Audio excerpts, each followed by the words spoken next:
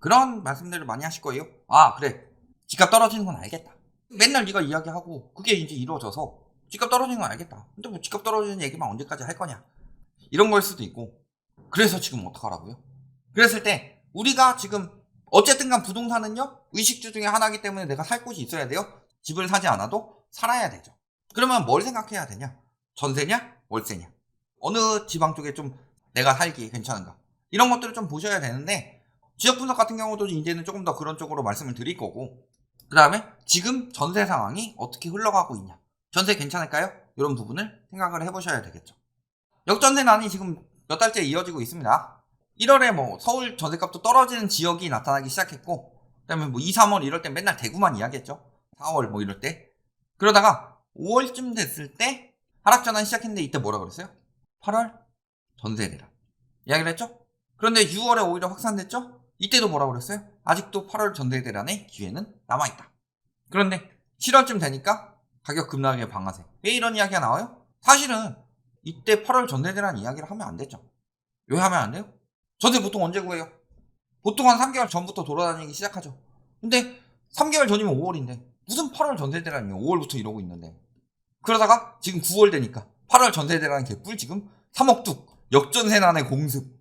그러다가 이제는 2년 전보다 하락, 10월에 전세가 하락폭이 굉장히 심각해지고 있다는 소리예요. 그 다음에 이제 당장 수억 마련, 이런 이야기들이 나오고 있다. 어디가 심각하냐, 이런 지역을 봤을 때 그들이 맨날 공급 부족 이야기를 했죠. 그래서 입주장이 있는 곳이 특별히 심각하다. 새 집인데 11년 된 집보다 싸게 전세로 넘겼다. 왜? 갑자기 빈집이 많이 들어오니까요. 입주가 이렇게 됐는데 세입자를 기다리는 집주인들이 여전히 많다. 본인들이 살 것도 아닌데 분양받은 사람들 엄청나게 많다는 거죠. 실거주를 왜 넣었겠어요? 실거주 요건을. 그걸 왜 없애고 있어요? 살지도 않은 사람들이 분양받아가지고 이러니까 오히려 위기가 커지는 거죠. 전세 공급이 안 나온대요. 아니, 그 전에 살던 사람들은 전세 살던 사람들 아니에요? 그래서 전세 시장, 역전세에는 늘 말씀드리지만 금리, 그 다음에 입주, 멸실, 요 세 가지를 봐야 된다. 금리는 원래는 전세 시장에 영향을 주는 요인이 아니었지만 전세자금 대출이 풀리면서 생겨난 요인이죠. 2000년대 말부터. 그랬을 때 금리가 올라가면 전세는 떨어지고, 금리가 떨어지면 전세가 올라간다. 반대로 입주가 늘어나면 전세가 떨어지고, 입주가 떨어지면 전세가 올라간다. 멸실이 늘어나면 전세가 올라가고, 멸실이 없으면 전세가 유지가 된다. 원래 이렇게 되는 거죠. 근데 지금 재건축 추진이 돼요? 안 돼요. 입주장은 입주가 들어오니까 떨어지죠. 여기에 금리가 올라가니까 떨어지는 것까지 동시에 겹치고 있는 거다. 그래서 새 집이 더 싸다. 이제 검단 같은 경우는 국평도 1억대예요. 오늘 보신 전세보다 내일 보신 전세가 더 쌀 거다. 내가 전세집을 알아봐야 돼요? 근데 집주인이 지금 역전세가 났는데도 불구하고 싸가지 없이 돈을 안 돌려준대. 그럼 어떻게 해야 돼요? 다른 집을 찾아야 되겠죠. 다른 집을 찾을 때 어떤 식으로 계약을 하셔야 되냐. 지금 가격보다 금매일 때 거기서 더 조정이 가능하냐고 물어보셔라. 조정 안 해주면요, 다른 데 알아보시면 돼요. 좀 더 늦게 들어가시면 돼요. 그 이유는 조금 이따 보여드릴게요. 상황이 왜 그렇게 되고 있는지. 내일이 더 싸다. 그리고 항상 더 많은 걸 요구하실 수 있는 상황이 됐다. 아, 지금 뭐 올수리에 샤시까지 해주세요. 이런 것도 할 수 있어요. 뭐 샤넬백도 준다는데 올수리에 샤시까지 못 해주겠어요? 그런 것처럼 더 조정 가능한지, 그 다음에 그 해당 중개사들 많이 알아두시고요. 싼 전세 매물 나올 때 또 연락을 달라고 하세요. 그러면요, 3개월 전부터 구했는데 그때 계약을 미리 하셨다. 그러면요, 1개월 전에 구할 때는요, 더 싼 가격이 나와 있을 거예요. 그러니까 킵은 해두시고 계속 천천히 보시는 게 좋겠죠. 예전 같으면 내가 빨리 계약 안 하면 누가 채가는데 요즘에 아니에요. 누가 채가더라도 더 좋은 계약건이 기다리면 나온다. 금리 인상기에는요, 전세 가격이 계속 떨어질 거고요. 자, 저기 2017년, 18년 금리 2번 올리니까 2019년에 전세가 떨어졌었죠. 지금 그때보다 훨씬 더 높은 금리예요? 그럼 그때보다 더 떨어진다고 생각하시면 돼요. 천천히 기다리세요. 최대한. 자, 임대차 3법 때문에 전세 폭등했다는 이야기들이 많았죠. 그런데 지금 보시면은 이미 임대차법 때문에 한번 갱신, 폭등할 때 한번 버티고 임대에 되돌아오신 분들을 생각을 해봅시다. 반포자이. 자, 13억 5천. 10억 5천에서 13억 5천 정도 했는데 지금만 12억 5천 정도 나오고 있어요. 폭등했다고 보기 힘들죠. 2cm. 누군가가 살고 있는 곳은 알고 있지만 여기 어때요? 8억 2천, 9억 2천. 지금 한 9억 정도 나오고 있죠. 다시 내려갔다. 4년 전이에요, 4년 전. 임대차 한 번 쓰고 재갱신할 때 죽어요. 그런 식으로 많이 언급을 한 사람들이 있었죠. 죽어요? 누가 죽어요? 주거용 아파트죠, 그냥. 그 다음에 마레프. 여기 이야기 많이 했었죠. 마레프는 한번 봅시다. 얼마 정도였어요? 재작년. 이때 막 7억. 6억 후반. 거의 뭐 7억 정도라고 보시면 되겠죠. 그런데 지금 전세 7억 4천 나오고 있습니다. 전용 84에. 근데 저희 얼마 전에 저기 방송한 거 있었죠. 아, 날아갔구나. 날아가서 다시 방송했었죠. 누군가가 고소하셔가지고 올린 방송에서. 역전세난을 주장하시는 분이 2년 전보다 전세 부담이 크다는 이야기를 하고 있다. 11월 거 갖다 놓고서 재계약할 때 부담이 굉장히 크다고 하고 있다. 그런데요, 지금 그때 저희가 영상 올렸을 때 얼마 되지도 않았죠? 그때가 전세가 호가가 8억이었어요. 근데 얼마 되지도 않아서 7억 4천이 나오고 있다. 경쟁이 붙은 거죠. 어느 정도 금액까지 알아보셔야 되냐, 이 부분에 대해서는 나중에 또 저희가 방송을 또 한번 만들 거고요. 오늘은 좀 역전세에 대한 이야기니까. 역전세가 굉장히 심각해지고 있다. 그랬을 때 이런 사람들 많았었죠. 2년 전보다 전세 가격 올랐다. 대표적으로 누가 있어요? 9월에 올린 영상이죠. 전세 대란 없으려면 2년 전 가격으로 계약할 수 있어야 한다. 만기인 사람들은 바로 체감된다. 그래서 만기인 사람들은 2년 전보다 올랐으니까요, 재계약을 해야 돼요. 재계약을 하는데 가격이 너무 올랐어요. 그러니까 어쩔 수 없이 월세로 가요. 이자 부담도 커졌는데. 그러니까 월세가 올라가죠. 월세가 올라가면 전세를 밀어 올릴 것이다. 전혀 반대로 가고 있죠. 이분 뭐라 그래요? 임대인 입장에서 4년 못 올리니까 확 올려받을 거다. 4월에 올린 영상이에요. 최소 25%는 올려줘야 된다. 재작년은커녕 제재 작년보다도 떨어진 단지들도 나오고 있는데, 그러면 전세 대출 때문에 전세가가 오른 게 아니다. 금리 올려도 별로 상관없다. 공급 부족 때문에 전세가 계속 오른다. 이렇게 주장하셨죠? 어려운 곤장. 그분 뭐라고 하셨어요? 개인권 쓸 수 없는 사람들이 시장에 나오고 훨씬 더 높은 호가의 매물들이 나올 것이다. 수요도 있지만 여기 못 사는 사람들이 월세나 매매로 이동하면서 매매와 월세 시장도 영향을 줄 것이다. 임대차 3법도 문제지만 임대차 3법 문제뿐만 아니라 다주택자를 잡아서 문제니까 다주택자를 풀어줘라. 저분이 다주택자니까 그런 이야기 하겠지. 다주택자들 풀어주면 전세 깎아줘요? 전혀 안 그래요.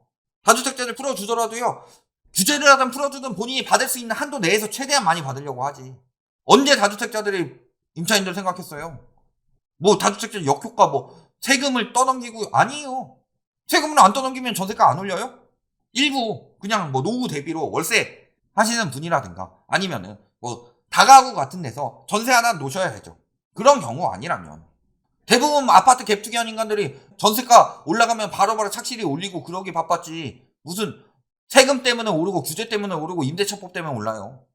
전세가가 오르는 그만큼 더 올려가지고 갭이 줄어드니까 그만큼 더 올려서 시세차익 낼 수 있으니까 어떻게든 길을 쓰고 전세가 올리려고 그랬지. 그러니까 이 다주택자 쉐이크들이 흔들고 있는 거죠, 시장을. 그러면서 맨날 졌다는 이야기하고, 그러면은 다 같이 그 집산 사람들 우르르 모여가지고 집값 오른다니까, 아 그렇구나. 그런데 그게 아니라는 거죠. 규제 풀어줘서 전세가가 잡혔어요? 심지어는 하락 말씀하신 이분도 그랬죠.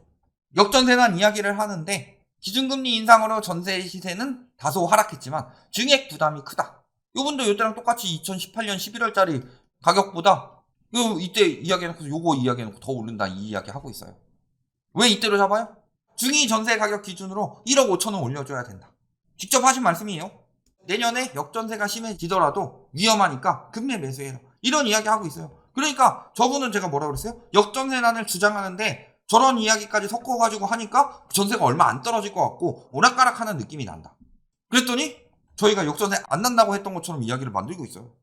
그 영상은 또 날리셨더라고. 영상 계속 지우고 계십니다, 그분. 자, 월세 상승률. 그래서 월세 이야기 했는데요. 월세 상승률 어때요? 석 달째 하락하고 있죠. 저희가 뭐라고 그랬어요? 월세 대란 안 난다고 그랬죠. 다 전세, 8월 전세 대란 없다. 그러니까 영끌 오적을 비롯한 대부분 다 뭐라 그래요? 월세 대란 난다. 나요? 안 나요. 늘 말씀드리지만요, 매매, 전세, 월세는 같이 흘러가는 시장이에요. 예시로 맨날 반박 사료로 드는 게 2008년부터 2013년까지 집값은 떨어지는데 전세가는 올랐다. 맨날 저희 보고 하락무세라고 이야기하는 인간들이 맨날 이런 앵무새 이야기하죠. 우리한테 앵무새라고 말하는 인간들이요, 원래 부처님 눈엔 부처님만 보이고 걔 눈엔 걔만 보인다고. 쥐들이 공급 부족 무세니까 그런 거예요. 왜 올라간지를 모르는데 왜 올라간지를 왜 몰라요? 쥐들 능지 수준이 그 정도니까 이야기를 하는 거지. 그래서 여기 와서 아 하락 무세다. 왜 올랐어요? 돈 많이 풀어서. 왜 떨어져요? 돈 줄이니까 다 빚을 없애니까 지금 떨어지는 거예요. 그 기본적인 논리인데도 모르고 맨날 공급 부족 이야기나 하고 있죠. 공급 부족하면 뭐예요? 공급 부족이에요. 지금 다 공급이 없어져서 집값이 아파트 하나에 50억씩 올려요. 그럼 살 수 있어요? 집은 어딘가는 살아야 되니까 살 수 있어요? 못 살아요. 대표적인 나라가 영국이잖아요. 영국 런던 같은데 집값 올려가지고 임대료도 잔뜩 올려놓으니까 뭐하고 있어요? 그러면 그 가격에 거기 들어가서 수요들이 살아요? 아니에요. 강에 배 띄워놓고 배에서 살아요. 그게 여력이라는 건데. 여력에 대한 개념은 잡지도 않고 그냥 아파트 숫자, 사람 숫자. 숫자 노름하면은 경제 공부 뭐하다로 해요? 그런 인간들이 경제의 기억자도 모르는 인간들이다. 그러니까 영끌들 부추기다가 지금 쌍욕을 먹는 이유가 뭐예요? 우리가 욕먹는 건 다 조작돼서 욕먹는 거고, 올림픽 선수촌을 샀네, 뭐 사가지고 뭐 공인중개사 해가지고 팔아치우려고 하네 막 하면서 메신저를 공격해서 우리는 여론이 안 좋아진 거지. 메시지를 공격할 수 있어요 우리? 그러니까 인디언 기우제 맨날 저런 식으로 여론 만들죠. 라방꾸리니 뭐니 여론은 만드는데요. 그래서 여기 와서 반박이라도 똑바로 할 수 있냐? 진짜로 우리가 말 같지도 않은 소리 한다. 우리 때려잡으면 되게 좋은 거 아니에요? 라이트하우스 맨날 저격하고 있는데 내가 라이트하우스 말발로 잡았다. 그러면 본인들 맨날 초대하는데 가가지고 부르라고 그래요. 부르지도 못하죠. 언론들도 못 불러요. 왜 못 불러요? 우리가 하는 말이 틀린 게 있어요? 근데 그 타겟팅이 지들이 있으니까 못 부르는 거지? 그래서 옛날에 말씀드렸잖아요. 우리를 부르는 언론이 가장 용기 있는 언론이 될 거라고. 다른 채널들에서 우리 불러요? 못 부르죠. 왜? 털리니까 맨날 떨어진다고 기후제만 지낸다. 경제가 그렇게 위험해졌는데 그러면 오른다고 그래요? 그게 더 기후제 아니고? 그 다음에 역전세로 경매 늘어나고 있습니다. 요거 조심하셔야 돼요.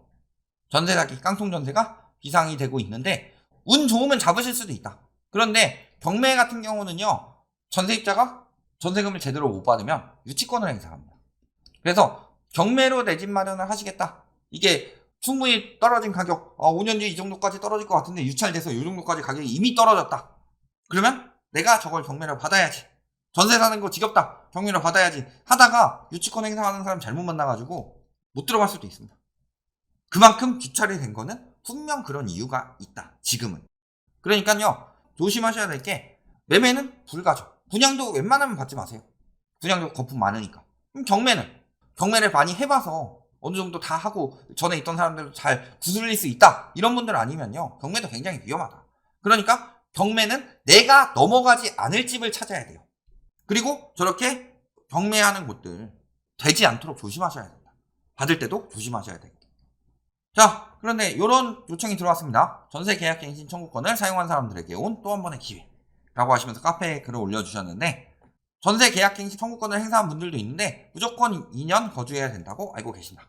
그런데 언제든 갈아탈 수 있다. 이거 임대차법 Q&A에도 명시되어 있다. 임대차 3법이 뭐예요? 전세 신고제. 계약하면 30일 내에 신고해라. 그 다음에 상한제. 갱신 시 상승률 5% 상한 시켜놓는 거고. 그 다음에 갱신 청구권. 요구했을 때 사용 시 1회 전월세 계약 연장 가능하다. 집주인 실거주 제외일 때. 자, 여기 보시면은 이런 이야기가 있어요. 그러니까 2년 안 살아도 되냐? 2년 계약하셨으면 2년 사는 거고 의무적으로 거주해야 하냐? 그랬을 때 갱신을 요구한 기간만큼 거주하시면 됩니다. 기존 전세 계약이랑 똑같이 생각하시면 돼요. 무조건 2년 다 안 사셔도 되고 나가실 때 되면 나가셔도 돼요. 뭐 그냥 무조건 나갈 수 있다 이건 아니에요. 계약이니까. 거기다가 기본 계약이 2년이죠. 그렇기 때문에 뭐 첫 계약 때 1년 산다고 했다가 2년 사는 거 그거는 살아도 돼요. 그런데 저거는 그 계약 기간대로 사시면 되는 거고 계약갱신 청구권을 사용하셨을 때 2년을 더 살아야 되냐? 근데 청구권은 사용 안 할 수도 있다. 이런 거는 안 쓰면 되죠. 자, 그 다음에 요즘에 자꾸 하는 이유가 전세 금리를 내려달라고. 이자 부담 희명 이런 이야기 하면서 안심전환 대출도 해주는데 왜 전세는 안 해주냐? 지금 언론이 여론을 잘못 만들고 있죠. 저분이 또 한 가지 요청하신 건데 여론을 잘못 만들고 있는데요. 금리가 오르기 때문에 전세가가 하락하는 거죠. 전세 금리를 멈추면요. 전세가 하락이 멈춰요. 그랬을 때 뭐라 그래요? 지금 상황 어때요? 여걸세를 받으세요. 자동 연장될 경우는 그 묵시적 갱신이라고 하는데 세입자가 먼저 나간다고 이야기하고서 2개월 내에 나가시면 됩니다. 묵시적 갱신 할 때도 똑같이 묵시적 갱신은요. 세입자가 나간다고 3개월 전에 이야기하면 돼요. 자동 연장됐다. 재계약 없이 자동 연장된 경우는요. 묵시적 갱신에는 무조건 세입자한테 유리하게 되어 있어요. 그래서 나가신다고 하고서 3개월 시간 주시고 나가시면 돼요. 이거는 그때부터 그냥 계산하시면 되는 거라서 묵시적 자동 연장이 됐다. 이 부분은 무조건 세입자가 유리하다. 이렇게 보시면 돼요. 청구권도 안 쓴 거고. 자, 그래서 여골세를 받으시든가 아니면은 딴 데로 가시면 돼요. 금리 올라간다고 죽는다 하지 마시고 전세를 한 10년 살아요? 팔면 내 돈이 나가요? 옮기시면 돼요. 여골세 받으시면 되고. 근데 자꾸 전세 금리 낮추라고 하는 이유는 갭투기꾼들을 망하지 말라고 하는 거고. 이런 부분 다 보셨을 때요. 어떻게 해야 돼요, 지금? 결론을 좀 정리할게요. 여러 가지를 좀 다뤘으니까. 첫째, 역전세 심화. 그렇기 때문에 전세금, 전세 사기 조심하셔라. 지금 뭐 해야 돼요? 위험할 것 같으면 월세, 안전할 것 같으면 전세인데, 이거는요 저희가 지금 시기는 사실 위험한 시기긴 하죠. 안전한 시기는 아니다. 근데 안전한 전세가 있다. 특히 현금 가지고 계신 분들은 안전한 전세를 찾으시면 좋다. 안전한 전세를 못 찾으시겠으면 월세를 사시는 게 오히려 좋다. 그리고 기다리면 더 싸진다. 이 부분에 대해서는 다음에 한번 영상 제대로 준비해서 말씀드릴 거고, 기다리면 더 싸진다. 그렇기 때문에 3개월 남았을 때 좋은 거 있다 하고 덜컥 계약하지 마셔라. 1개월 전까지는, 그래도 1개월 전에 하셔야지 문제가 안 생기죠. 그랬을 때 몇 개월 정도는 더 보시면서 천천히 보셔라. 부동산이랑 이야기도 많이 하고, 좋은 물건 또 나오면 이야기 해달라고 이야기하고, 그러면서 기다리시면 된다. 또 지금 좋은 말씀 하셨는데, 지금 이런 짓거리들 많이 해요. 자, 집값을 내가 7억에 샀어요. 근데 전세를 한 4억 줬어요. 근데 역전세가 나죠. 돈을 못 돌려주니까 전세를 3억에 구하는데 이게 근저당한 2억 끼인 데 있어요. 전세가는 떨어졌는데 이런 것들이 지금 굉장히 매물로 많이 나오고 있어요. 돈이 없으니까, 이 사람이. 그러니까 이런 전세들 들어가시지 마세요. 위험합니다. 후순이라서 무조건 밀려요. 그러면 근저당을 아예 해제하는 조건으로 계약서에 쓰고 계약대로 이행 안 되면은 작년까지 계약금 냈으면 계약금 2배로 돌려주고, 작년까지 냈으면 2배로 돌려주고, 이런 식으로 아예 계약서를 써버리시고 근저당 들어간 데는 가지 마셔라. 여기까지 말씀드리겠습니다.